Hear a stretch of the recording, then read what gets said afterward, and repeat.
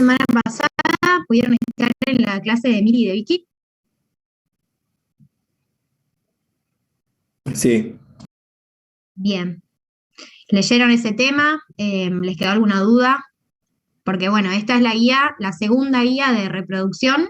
Y bueno, como ya vieron lo que sería fecundación, la idea es que haya quedado bien claro eso y ver, bueno, a partir de la fecundación, qué es lo que pasa después, digamos. No meterme mucho en lo que ya vieron las chicas.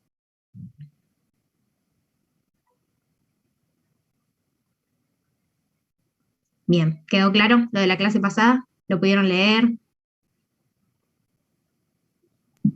Sí, creo que sí, que quedó claro. Buenísimo.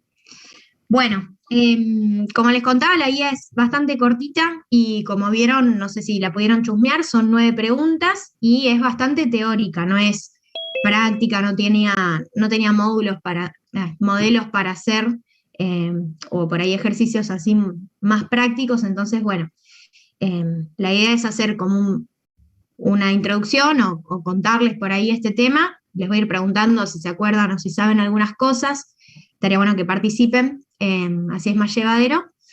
Y bueno, es un tema importante, embarazo y parto, se ve en un montón de materias. Acá vamos a hablar bien por ahí de la parte más fisiológica, no por ahí, o sea, les voy a comentar algunas cosas que son importantes saberlas para otras materias, pero embarazo se repite en patología, en semiología, en clínica también, y bueno, obviamente en gineco y obstetricia, así que acá bien lo fisiológico. Y bueno, me parece importante hacer un comentario antes de empezar, que bueno, en muchos libros que quedaron como atrasados se habla de la mujer embarazada o peor, la madre, y bueno, quizás me salga en la clase decir muchas veces la mujer o la madre, pero bueno, me parecía aclarar que no todas las personas embarazadas son mujeres y no todas las personas embarazadas son madres después. Pero bueno, si me llega a salir eso a lo largo de las clases, sepan que está bueno tener en claro esos conceptos. Pero bueno, como esto es fisiología, esta barra de acá, o sea, ustedes ven solo la pantalla, ¿no? Sería esto que me tapa. Sí, es re molesta la barra esa, Sol, porque no se puede como Es una esconder. vieja, no lo puedo manejar todavía. Pero sí, no la vemos, tranqui. Bien. Bueno. Bueno, el embarazo es una situación fisiológica, ¿sí? Que bueno, que va desde la implantación, ¿sí? Sería, ustedes vieron la clase pasada cómo es la fecundación, pero una vez, es decir, puede haber fecundación, pero no necesariamente en todas las fecundaciones se produce o se, digamos, continúa en un embarazo. El embarazo va desde que se implanta ese cigoto en realidad sería el blastocisto, en la pared uterina, hasta el momento del parto y del nacimiento.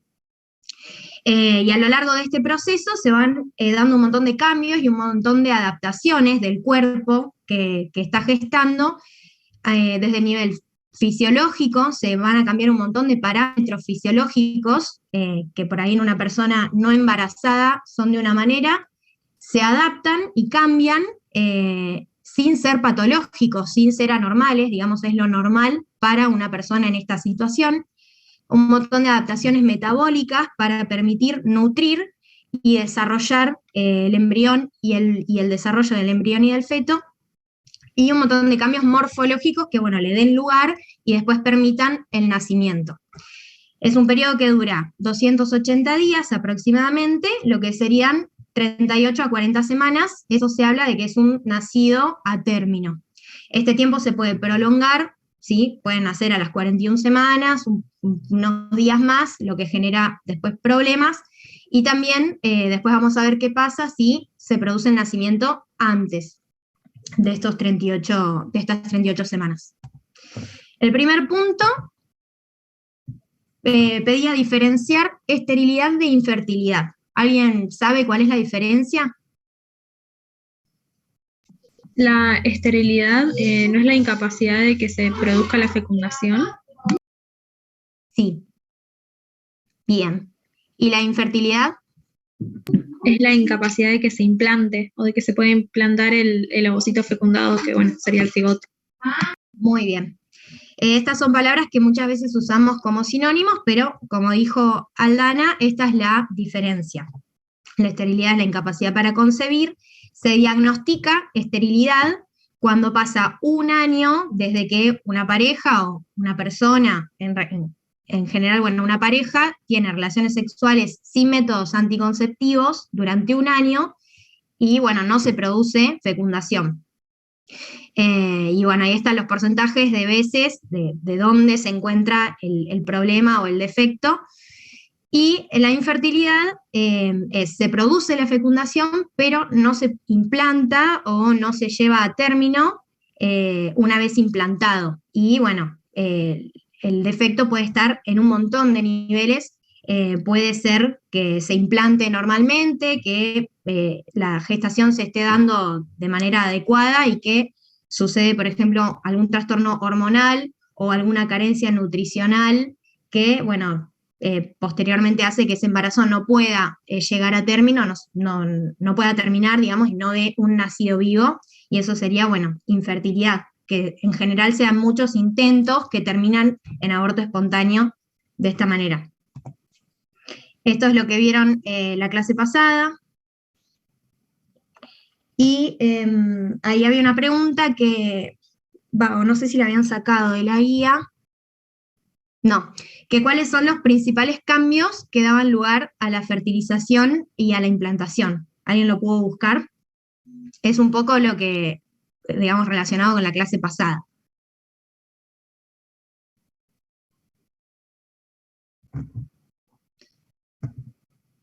O sea, ¿cómo tiene que ser el ambiente o qué son las condiciones que tienen que darse para que tanto la fertilización como la implantación ocurran?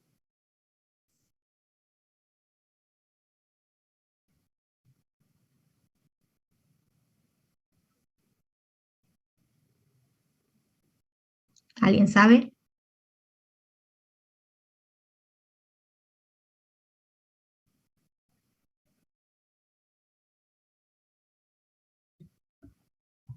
¿En qué momento del ciclo hormonal femenino tenemos que estar?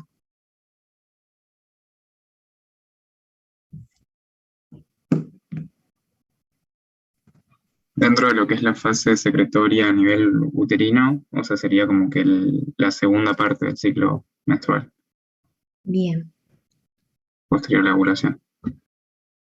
bien. Eso a nivel del útero, ¿sí? El útero tiene que tener una pared engrosada, ¿sí? Que ha crecido durante todo el ciclo, que tiene un estroma, digamos, que va a permitir que se aloje ahí digamos, el embrión cuando se implanta, pero además del útero hay otros órganos y otros factores que tienen que darse, que se dan en ese mismo momento. ¿Cuáles son?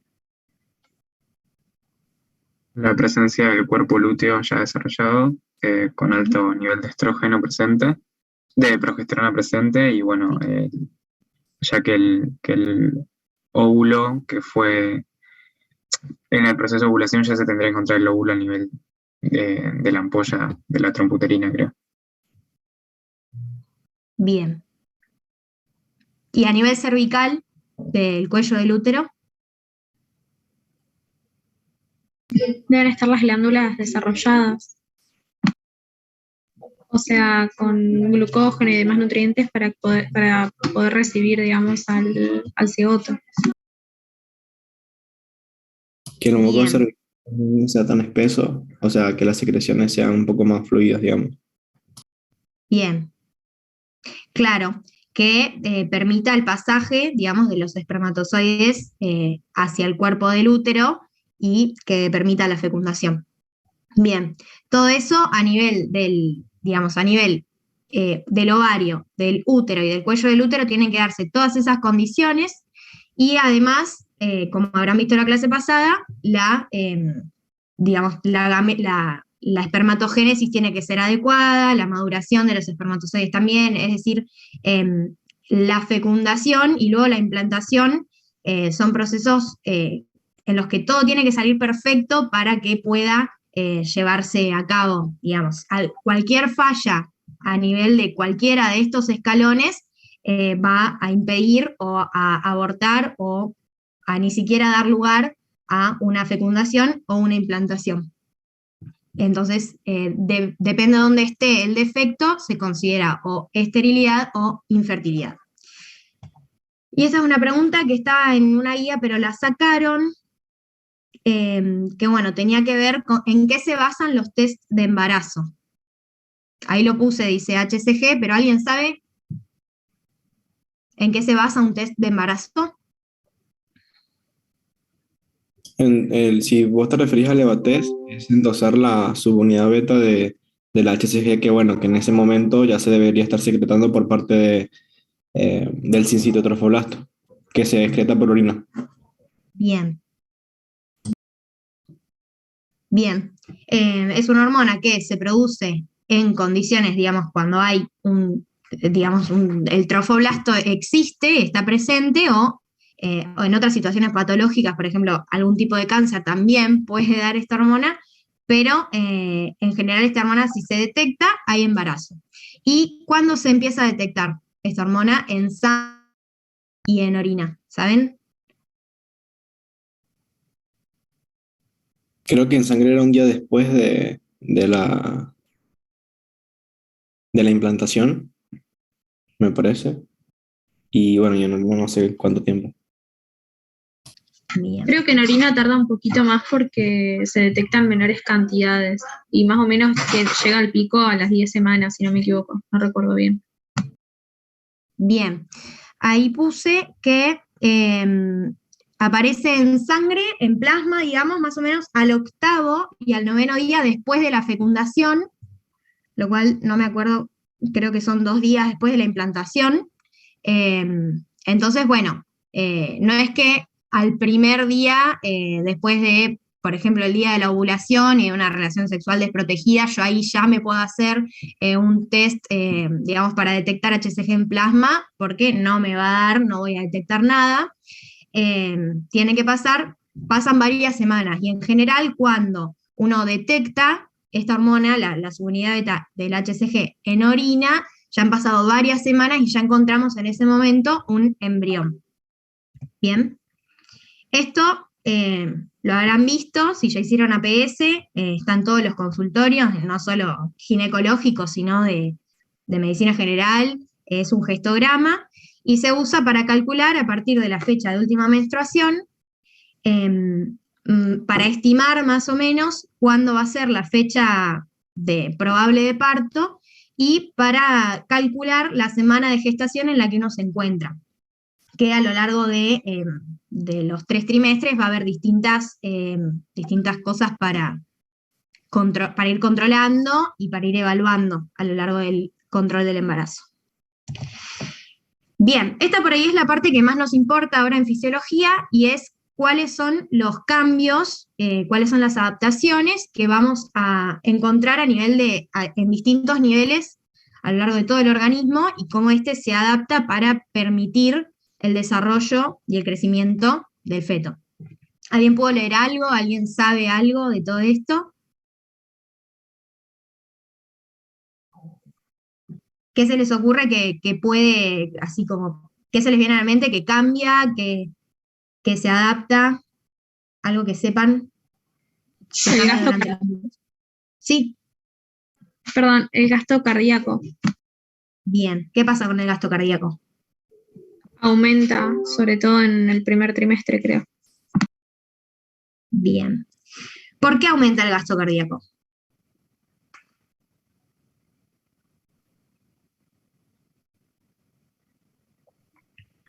Porque hay una mayor distensión de las estructuras, bueno, de los vasos sanguíneos por acción de la progesterona y de los estrógenos, y eso lleva a menor tasa de filtrado a nivel del riñón y genera un aumento del nivel plasmático mayor. También hay aumento de la eritropoyesis y eso, pero es en menor proporción al aumento del nivel plasmático. Bien.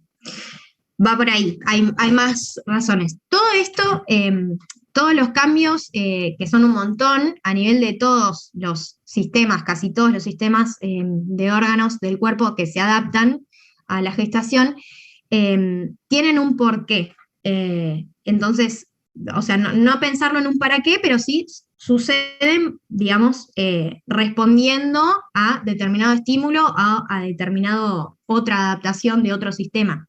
Entonces, son un montón y a veces es difícil de estudiarlos y de acordarse, pero bueno, al pensar, digamos, o al razonar, quizás el cómo es más fácil de aprender. Sí, como dijo Aldana, aumenta el gasto cardíaco.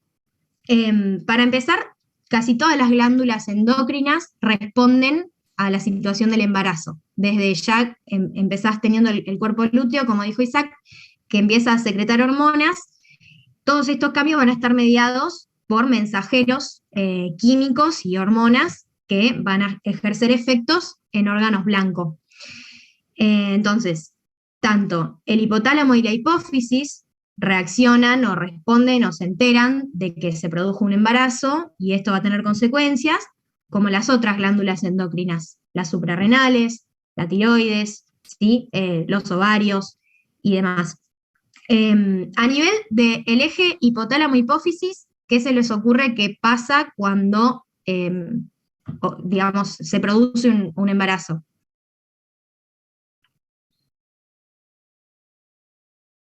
Se inhibe el eje hipotálamo, hipófisis gonadal en la mujer. O sea, no hay más, digamos, maduración de folículos ni todo eso por los altos niveles de progesterona que en concentraciones bajas de estrógeno inhiben el eje. Aparte de que, bueno, también comienza a aumentar la prolactina y eso también inhibe el eje. Bien.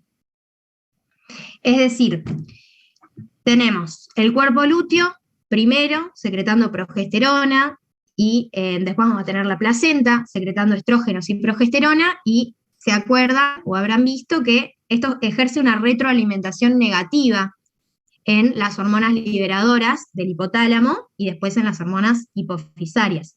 Entonces, yo no voy a tener FSH y LH, van a estar inhibidas por la progesterona y los estrógenos del embarazo. Entonces, no se va a producir a nivel del ovario el crecimiento de un nuevo folículo ni la liberación de un nuevo óvulo. Es decir, yo no puedo ovular, no se va a producir la ovulación durante lo que dure el embarazo y un tiempito posterior. Bien. Y como decía Isaac, también se estimula, no solamente a nivel de la hipófisis, sino no me acuerdo bien ahora, pero creo que el cuerpo lúteo o la placenta también producen prolactina. Bien, y después a nivel de las suprarrenales, ¿se acuerdan qué hormonas producen las suprarrenales? ¿Ya lo vieron? ¿Sí o no? Hasta la última. Hasta lo último, perdón, Bruno. No me acordaba del cronograma. Pero igual lo vieron en biología, digamos, saben. Pero, Olis, Hola. llegué un toque tarde. La clase pasada estuvimos hablando de glándula suprarrenal, un poco cuando hablamos de adrenarca y también en menopausia.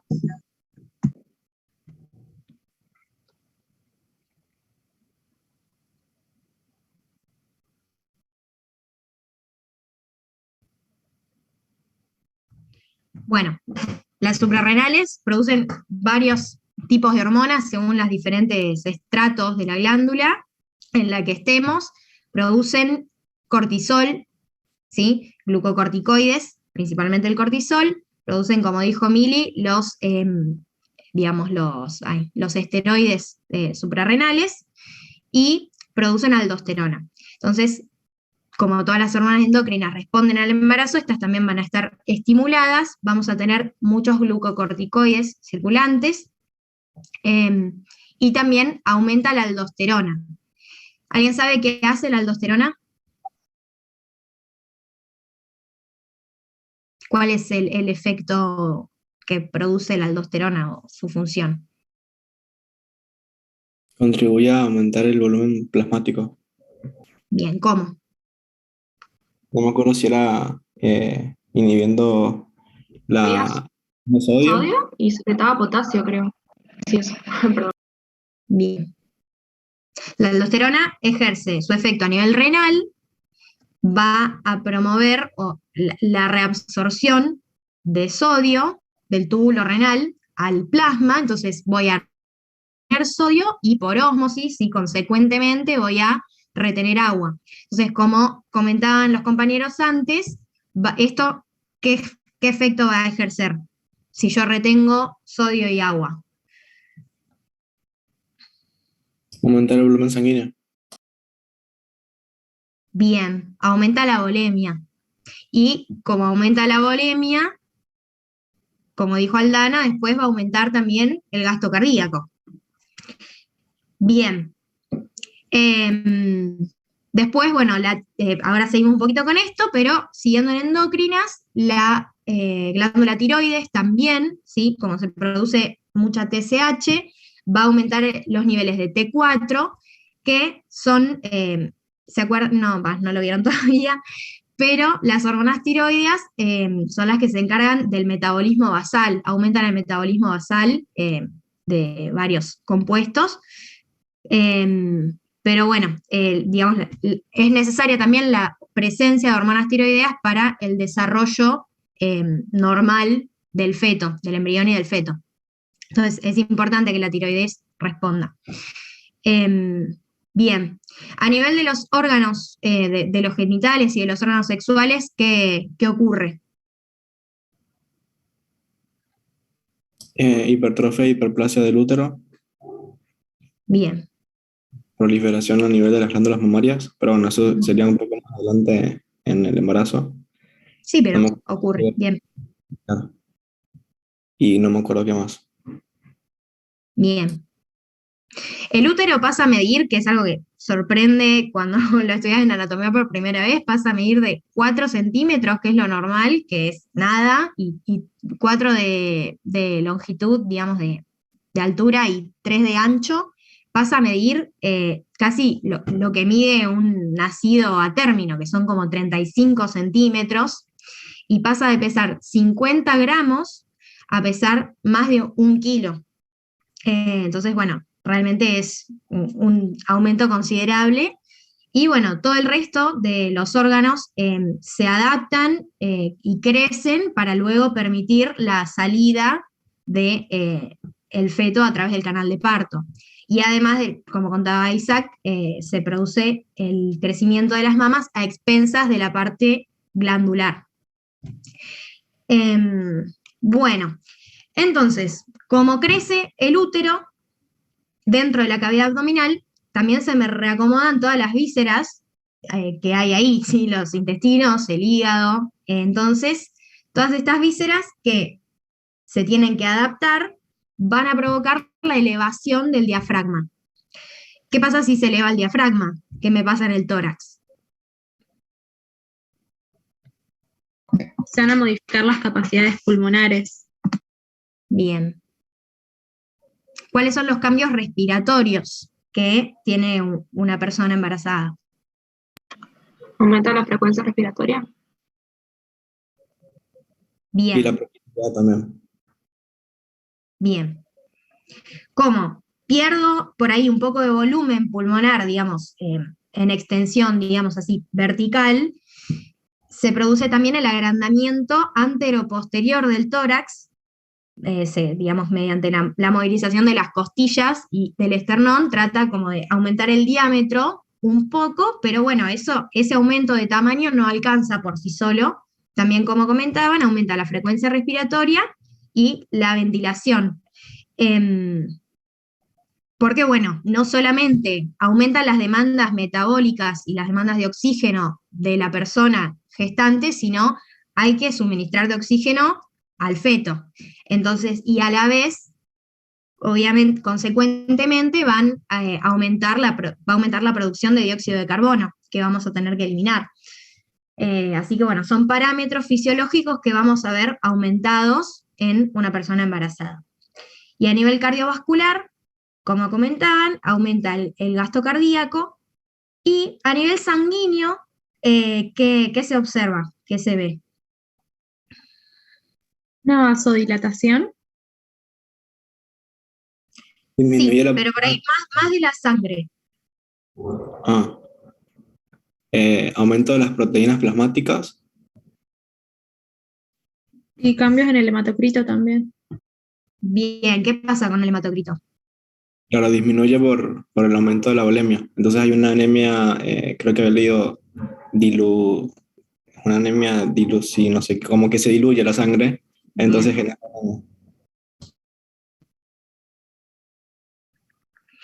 Bien. ¿Alguien se acuerda qué era el hematocrito? Es de los primeros prácticos de fisio.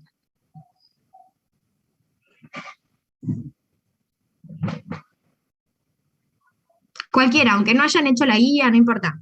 Alguien que se acuerde o que sepa qué es el hematocrito.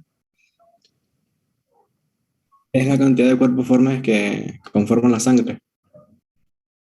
Bien, es la relación o por ahí la proporción de glóbulos rojos que tiene la sangre, ¿sí? Entonces, como veníamos diciendo, si el riñón retiene sodio y agua y aumenta la volemia, pero a expensas de la parte que sería plasma, voy a encontrar que la sangre es principalmente plasma y menos, va a parecer como que tengo menos glóbulos rojos, pero en realidad es porque estoy reteniendo sodio y agua. Así que bueno, se genera una anemia, que es la disminución del hematocrito, por definición, eso es la definición de anemia, pero en realidad es dilucional, es porque se están diluyendo esos glóbulos rojos en más cantidad de agua. Eso quiere decir que sea dilucional. ¿Sí? Bueno, a nivel renal, lo que veníamos comentando, y a nivel renal, entonces como el riñón, como aumenta el gasto cardíaco y el riñón va a recibir más sangre, va a aumentar el flujo sanguíneo renal, ¿qué pasa con la fisiología del riñón?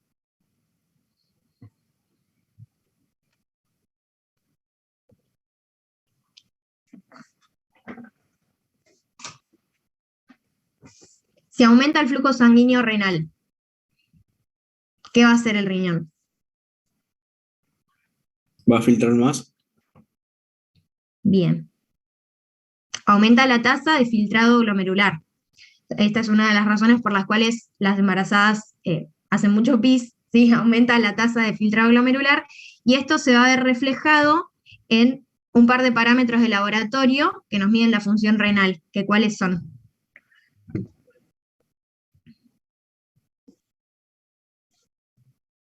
Esto también es del año pasado, fisio renal.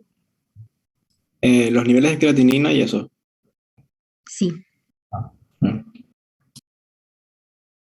Si aumenta la tasa de filtrado glomerular, aumenta el clearance de creatinina, y si aumenta el clearance, que el clearance será la liberación de una sustancia del plasma, quiere decir que esa sustancia se está liberando del plasma. Entonces, la creatinina en plasma la voy a encontrar disminuida, igual que la urea, ¿sí? Son dos parámetros que se modifican durante el embarazo. Bien, y a nivel metabólico ocurren un montón de cambios y de adaptaciones que tienen todos que ver con las hormonas contrarreguladoras, vendrían a ser, pero también a nivel de la insulina. Las personas embarazadas tienden a tener un estado de hiperinsulinemia pero a la vez tienen tendencia a tener hiperglucemia. Es complicada la parte metabólica, pero bueno, por ahí para entenderlo lo que hay que pensar es que a la vez los tejidos van a tratar de liberar los nutrientes que tiene el organismo y ponerlos a disposición del feto, digamos, del embrión. Pero a la vez hay ahí todo un tema con la insulina y la glucemia, que es bastante complejo. Pero bueno, durante el embarazo se ponen en marcha las hormonas también contrarreguladoras de la insulina, que son los corticoides, los glucocorticoides, las catecolaminas, ¿sí? son todas hormonas que van a tender a liberar ácidos grasos y glucosa y aminoácidos para que el feto los pueda, digamos, utilizar en su formación.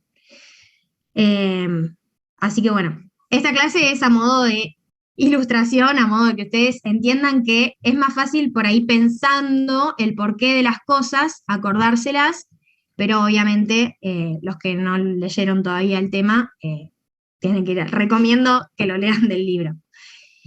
No sé si alguno de los ayudantes quiere agregar algo de esta parte, que por ahí me haya salteado o me haya olvidado o no haya estado tan completo. ¿Sol? Sí. Sí, no, para agregar dos cositas nomás. A nivel sanguíneo, uno de los cambios que también se produce es una leucocitosis fisiológica. Sí, esto es importante, chicos, que lo sepan, porque muchas veces hay veces que hay embarazadas que consultan por procesos infecciosos y demás, entonces como que no está muy claro si la leucocitosis es por el embarazo o por la infección. Algo que se puede utilizar acá son las formas inmaduras de los polimorfos nucleares, como no sé si vieron alguna vez en el laboratorio los metamelocitos, los promielocitos y demás, o también algo que se puede utilizar son los reactantes de fase aguda, ¿no? Entonces, bueno, esto es importante para que sepan la leucocitosis que se presenta en el embarazo. Por otro lado, muy importante lo que dijo Sol del estado de insulinoresistencia generalizado que hay en embarazo.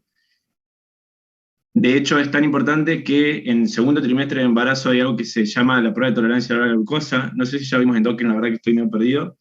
Pero bueno, por este estado de insulinoresistencia que tienen las embarazadas, se hace screening de diabetes, ¿sí? O sea, así importante es este estado que mencionó Sol.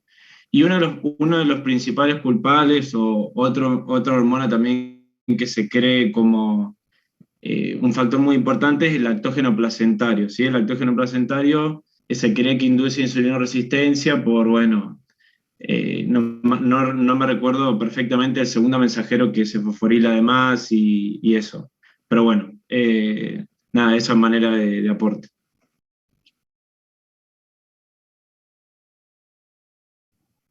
Buenísimo, Aus.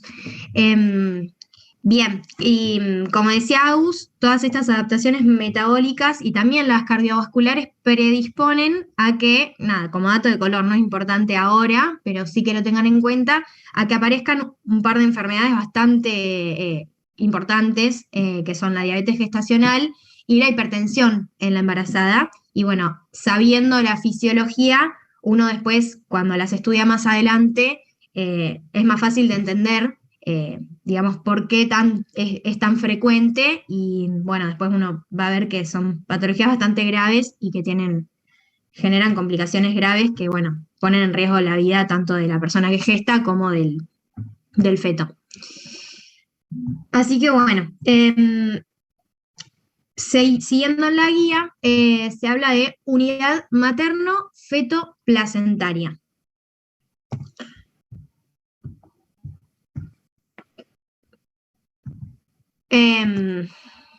Acá, bueno, ilustrando, porque los tres componentes, digamos, no me sale la palabra que quiero usar, pero es como que se retroalimentan y coexisten y se adaptan, de manera que todo el proceso del embarazo fisiológicamente debiera ser armónico, ¿sí? No, ninguno como que debiera... o sea, si bien es un proceso que supone mucho estrés para el cuerpo que lo aloja, estrés metabólico y hormonal, es una unidad que se retroalimenta y que tiene un montón de mensajeros que ejercen efectos en los tejidos. Entonces, bueno, por eso se habla de unidad. Bueno, esta es una foto de la placenta, si no la habían visto nunca, para los impresionables, como a mí, que no me gusta verla, pero bueno, hay que irse haciendo amigo. Y este sería el corte histológico, en el cual vemos principalmente que se trata de sangre con como un soporte de tejido conectivo, que bueno, que tiene células con distintas funciones. La placenta es un órgano endocrino pluripotente que llega a tener hasta 1 litro de sangre, que tiene un montón de funciones re importantes, acá están enumeradas. Las funciones son el intercambio, ¿sí? Tanto de gases, ¿sí? De oxígeno y de dióxido de carbono entre la madre y el feto, de nutrientes y de desechos, porque si bien, bueno, hay una parte de los desechos que vuelven a través de la placenta, pero también hay otros desechos que el feto elimina en su propio entorno, por ejemplo, los expulsa hacia el líquido amniótico, pero bueno, es una barrera de intercambio. También tiene función inmunológica, porque así como hay tejidos que tienen una barrera selectiva, digamos, donde no pasa todo, por ejemplo, la barrera hematoencefálica, la hematotesticular, se forma una barrera hematoplacentaria. Las dos sangres que están a uno y otro lado de esta barrera no se tocan. Es decir, este intercambio se produce a través de las membranas, ya sea por difusión, como es en el caso de los gases, o porque hay transportadores en las células que permiten el pasaje de ciertos nutrientes o de otros productos, pero lo importante es saber que no es que se mezclan la sangre de la madre y el feto. Estas deberían estar separadas, de manera que la sangre de la madre o el organismo de la madre no reconozca la sangre del feto como algo extraño, a lo cual atacar y a lo cual eliminar, ¿no? Que es lo que el cuerpo tiende a hacer como respuesta inmunológica a todo lo que percibe como extraño. Hay que pensar que las células del feto, si bien son, digamos, tienen la mitad del genoma de la madre, digamos, tienen cromosomas, son células de un individuo completamente diferente. Entonces, bueno, si uno tuviera contacto directo, tendería a rechazarlo. Y bueno, y otra función inmunológica muy importante es la inmunización pasiva. Si bien a lo largo digamos, y después del nacimiento, el sistema inmune adquiere, digamos, capacidad de defenderse ante los antígenos con los que tiene contacto, desde la gestación ya va adquiriendo una inmunización de manera pasiva a través de la placenta. ¿Alguien sabe cuáles son los anticuerpos que atraviesan la placenta? Eso es importante para micro. Los IgG. Bien. IgG. ¿Y por qué atraviesan la placenta? Es una pregunta también de micro, que les van a preguntar. ¿Cómo pasan? No me acuerdo, creo que es por la presencia de receptores que hay. Bien. Bien, tienen receptores que, bueno, después permiten creo que es, no sé si es por endocitosis o transitosis, no me acuerdo bien el mecanismo exacto, pero sí tienen receptores, no es que hacen difusión o por vía paracelular, no. Tienen receptores, son internalizados y después, creo, y después son liberados del otro lado. Si estoy equivocada, corríjanme. Y bueno, una de las funciones más importantes es la endocrina. Como comentaban los compañeros, va a producir gonadotropina coriónica humana, progesterona y estrógenos, y el lactógeno placentario, que es una hormona similar, no es la misma, pero es similar a la hormona de crecimiento. Estas son todas hormonas que permiten el desarrollo y el crecimiento del feto y del embarazo. Si alguna de estas hormonas fallara o no estuviera, el embarazo no podría llevarse a cabo. La relaxina, ¿alguien sabe qué es? Es una hormona que permite mantener como que en relajación la pared del endometrio y que éste pueda distenderse durante el desarrollo del embrión. Bien. Permite la distensión y también como que previene la contracción. La prolactina, ACTH, que es la liberadora de es la corticotropina. Ay, tengo un cortocircuito justo. Pero bueno, es la que permite después la síntesis de cortisol en la suprarrenal y TSH. Bien. Siguiendo la guía, hablaba de, bueno, los factores no me acuerdo bien la consigna, pero digamos las diferencias en determinación de sexo. Y bueno, tenemos distintos tipos o distintos puntos de vista de lo que es la determinación del sexo. Está el sexo cromosómico, que se da, como vieron en la clase pasada, a nivel de en el momento de la fecundación, y lo determina si digamos, el genoma del espermatozoide tiene un cromosoma Y o un cromosoma X, y este se agrega al cromosoma X que tienen todos los óvulos. En ese momento, bueno, se determina si va a ser XX o XY. La presencia de este cromosoma Y va a determinar que se desarrollen los testículos y la ausencia que se desarrollen los ovarios, y ahí tenemos la determinación del sexo gonadal. A su vez, una vez determinada esta diferencia gonadal, estas gónadas van a producir las hormonas que vieron la clase pasada, que van a determinar que se desarrollen o se atrofie lo que no corresponda en cuanto a los órganos de reproductores femeninos o masculinos. Y también a la diferenciación de los órganos de los genitales externos, que al momento del nacimiento ya están diferenciados, pero no están del todo desarrollados. Esto sucede luego del empuje puberal, cuando, digamos, bajo estímulo hormonal. Y también, bueno, no sé si lo vieron en la clase pasada, pero lo que determina que digamos, se produce una diferenciación sexual a nivel cerebral, a nivel del hipotálamo y la hipófisis, que tiene que ver con la secreción pulsátil de la GNRH y de las FSH y LH. Si la secreción es pulsátil, da lugar a los ciclos sexuales femeninos, y en el caso del sexo masculino, la secreción de FSH y LH es constante y continua, entonces no tenemos este patrón cíclico hormonal ni, digamos, corporal. Y bueno, después está el sexo conductual, que tiene que ver con el género, la identidad de género, y que bueno, escapa a fisiología, pero bueno, fisiológicamente, por ahí el cromosómico, el gonadal, el fenotípico coinciden. Existen situaciones en las que hay alguna discordancia, y bueno, esto después se refleja también en el conductual, que es bastante complejo, pero bueno, eso en cuanto a ese punto. Y después, bueno, el parto.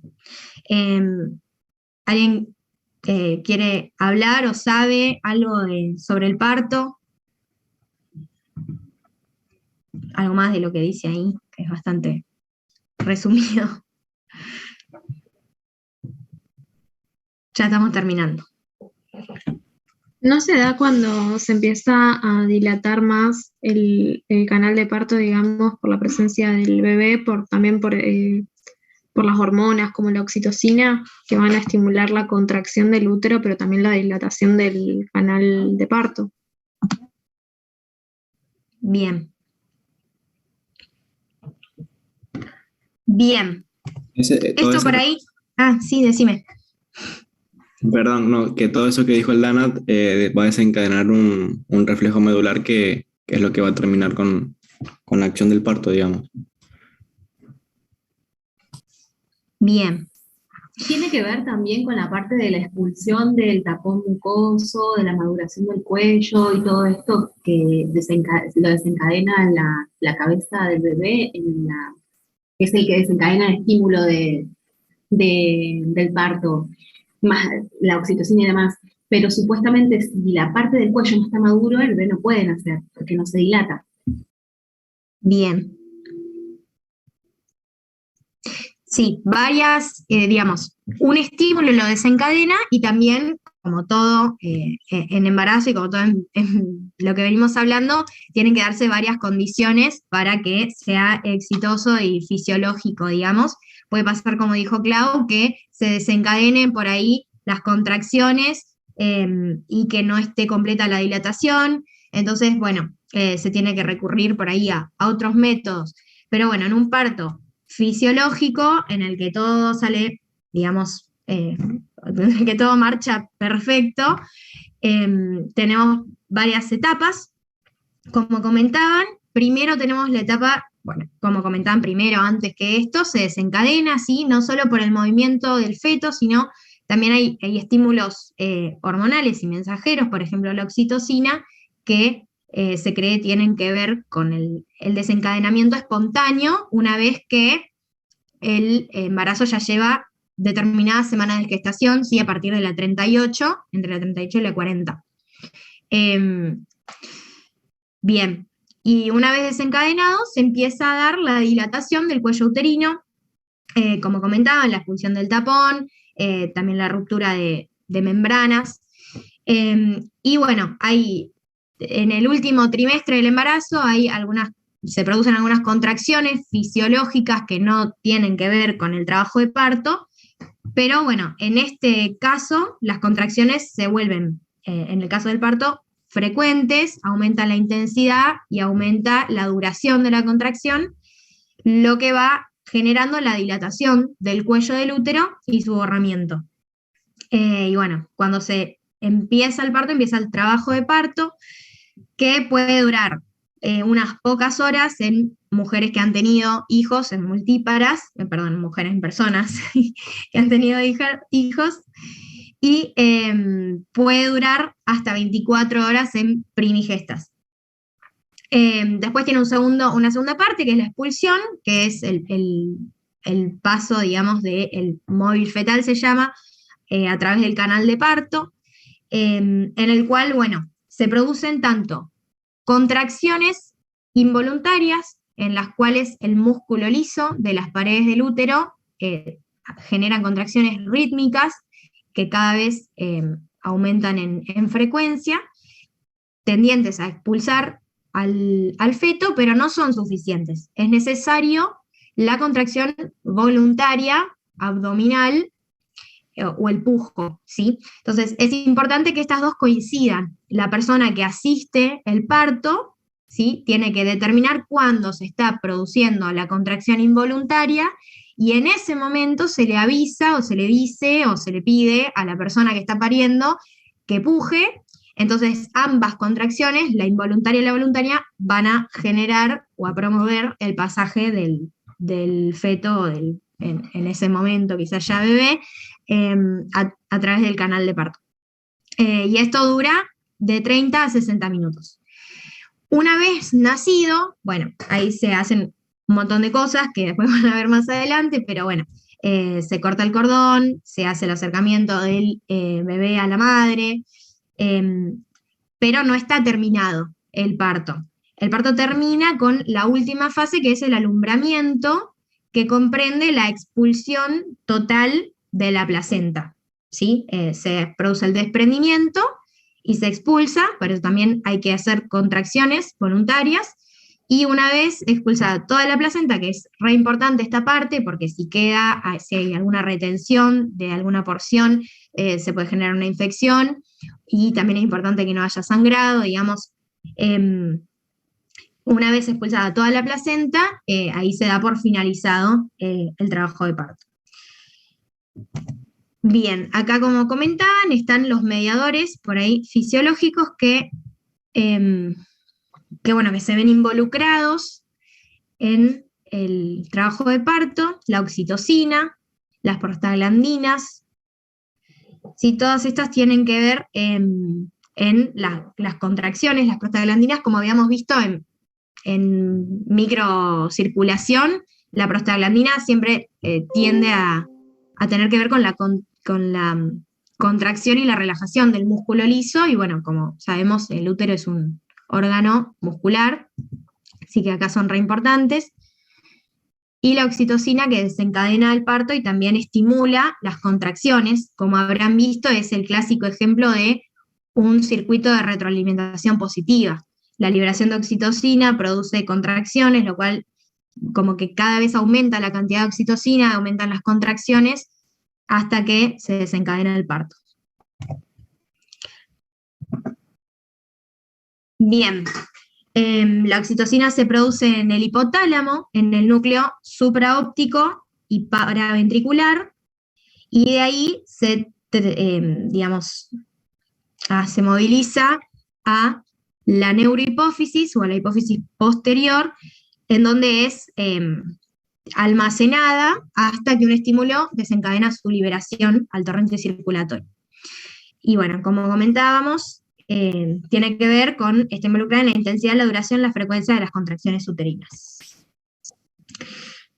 Había una pregunta acerca de qué sucede, por ahí a nivel, muchas cosas, ¿no? Pero había una pregunta sobre los partos pretérmino a nivel del desarrollo fetal. ¿Qué pasa si, por ejemplo, se desencadena el parto por algún motivo o hay que desencadenarlo en el 6º mes? ¿Cuál sería qué se les ocurre o qué les suena que es importante? Y todavía no va a estar totalmente desarrollado los pulmones, porque se dividen en fases y es importante hasta la última semana donde se terminan de desarrollar los alvéolos. Si se da antes, no van a estar maduros los alvéolos, entonces por lo general los nenes quedan en incubación unos días, que los quedan revisando. Bien. ¿Qué parte de los pulmones es la que por ahí no termina de madurar hasta el 7º mes, que es importante? ¿Qué específicamente?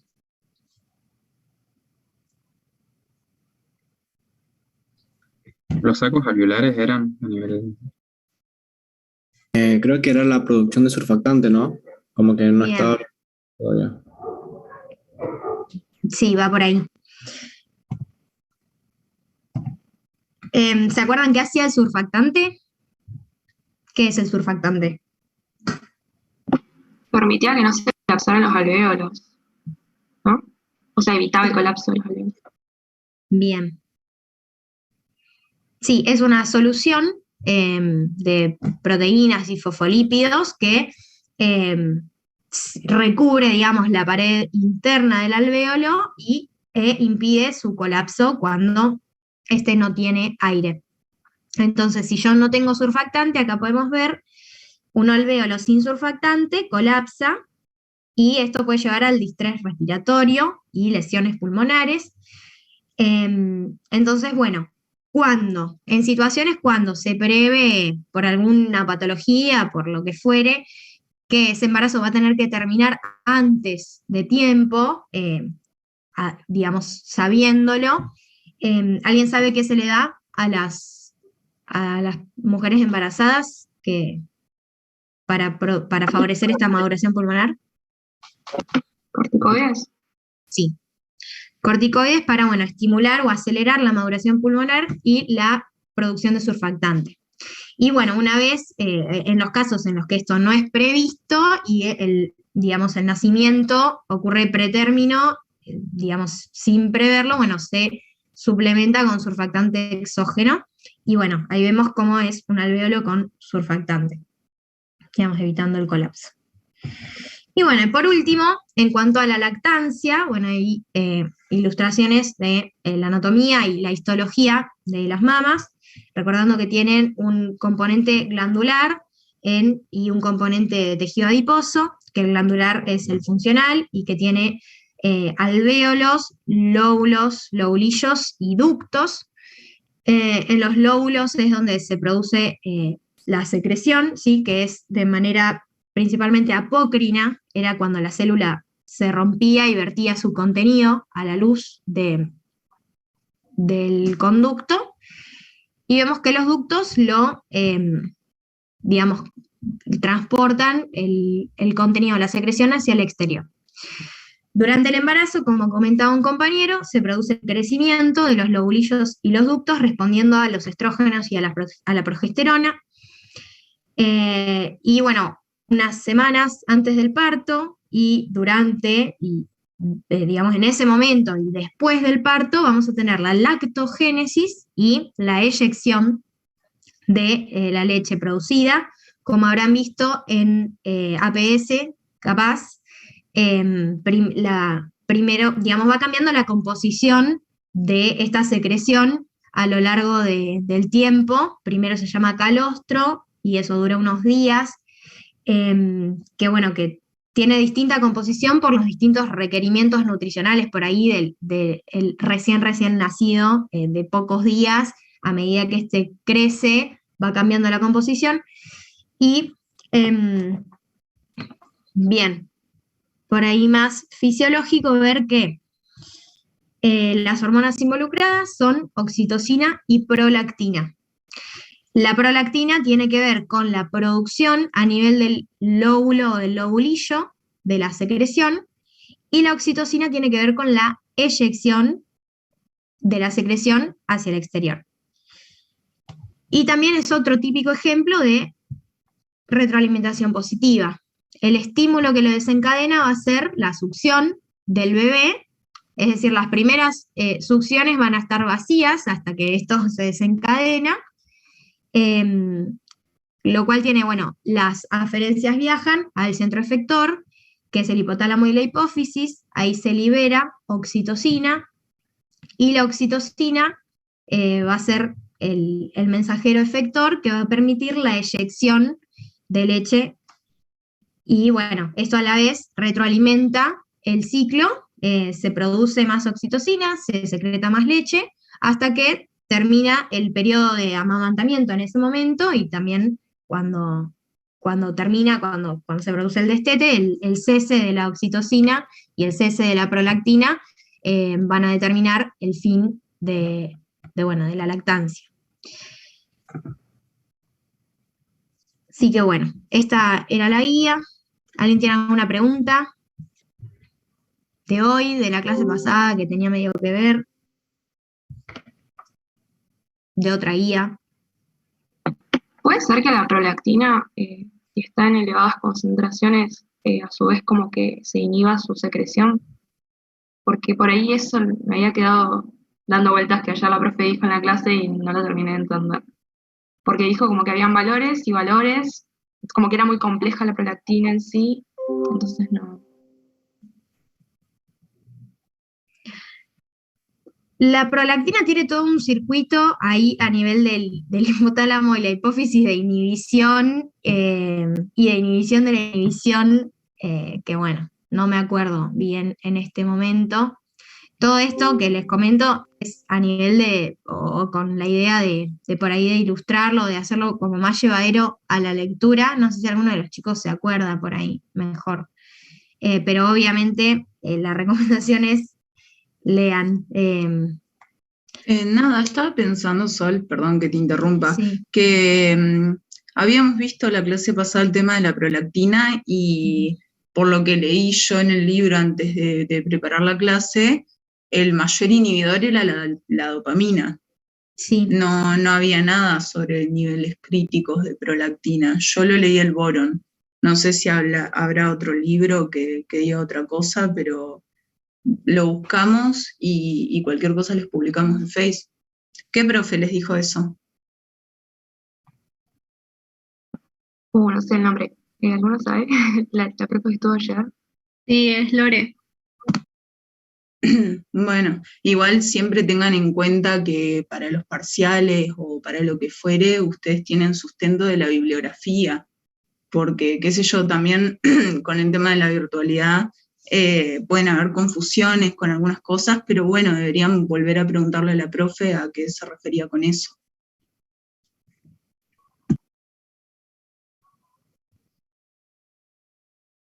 Sí, la verdad que no sé. ¿Me querés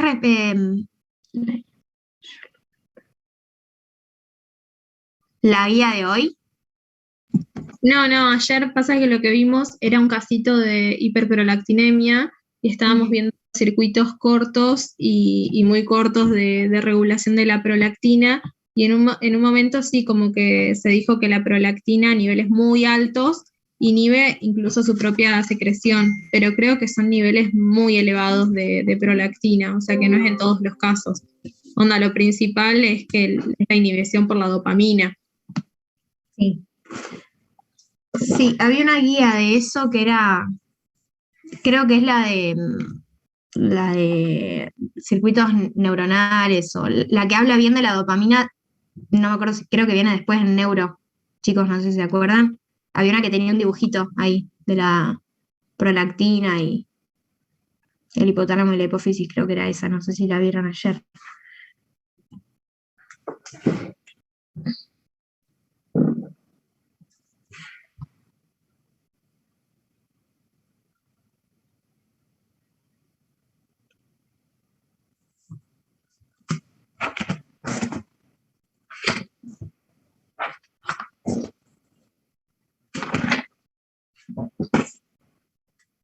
Sí, o sea, tenía un dibujito, ¿o no? Eso de ayer, está representado en un modelo.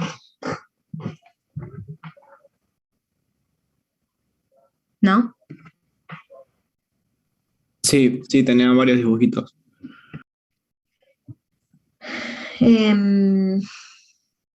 No me acuerdo bien, pero había una guía del año pasado, que creo que la di yo, que era sobre eso, pero sí, la puedo buscar y lo puedo poner en Facebook. La verdad que no me acuerdo.